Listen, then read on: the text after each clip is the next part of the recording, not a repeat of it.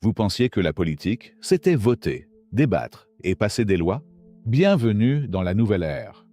Aujourd'hui, on va décortiquer comment le plus haut bureau des États-Unis a été transformé en une véritable machine d'extraction financière. Des NFT à la crypto-monnaie. Accrochez-vous. On vous explique comment le pouvoir se monétise en temps réel. Tout commence fin 2021 et 2022. La famille présidentielle lance des cartes à collectionner numériques, des NFT, à 99 $ l'unité. Succès total. Mais ça va plus loin.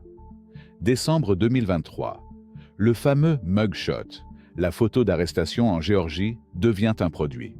Si vous achetez 47 cartes, vous obtenez un morceau du costume qu'il portait ce jour-là et une invitation à dîner. La loyauté politique n'est plus juste un vote, c'est devenu un abonnement premium. Ensuite, on passe à la vitesse supérieure, la crypto-monnaie. Septembre 2024, lancement de World Liberty Financial, WLFI. Sur le papier, un projet décentralisé. Dans les petits caractères, 75% des revenus nets du protocole vont directement à une société contrôlée par la famille. Les acheteurs pensent avoir le contrôle, mais c'est une illusion. C'est une machine à cash flow pour les fondateurs. Quelques dizaines de baleines gagnent 1,5 milliard, pendant que près de 600 000 petits acheteurs perdent près de 3,9 milliards de dollars. Et c'est là que ça devient complètement fou. En mai 2025, un concours est organisé. Les 220 plus gros acheteurs gagnent un dîner privé. Le grand gagnant? Justin Sun, un magnate de la crypto qui, oh surprise, a vu la SEC, le gendarme financier américain, mettre en pause une enquête pour fraude contre lui quelques mois plus tôt.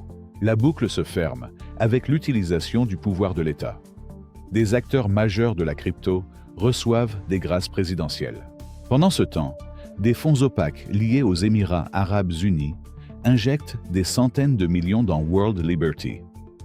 L'entreprise tisse même des liens avec le Pakistan pour utiliser sa monnaie numérique, le USD1.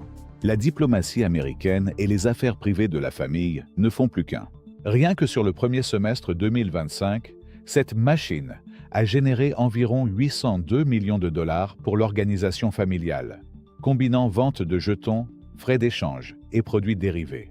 Ce n'est plus juste de la politique, c'est un écosystème fermé basé sur la marque, la spéculation et l'influence. Et vous pensez que c'est du génie financier ou la fin des règles anticorruption? Dites-le moi dans les commentaires.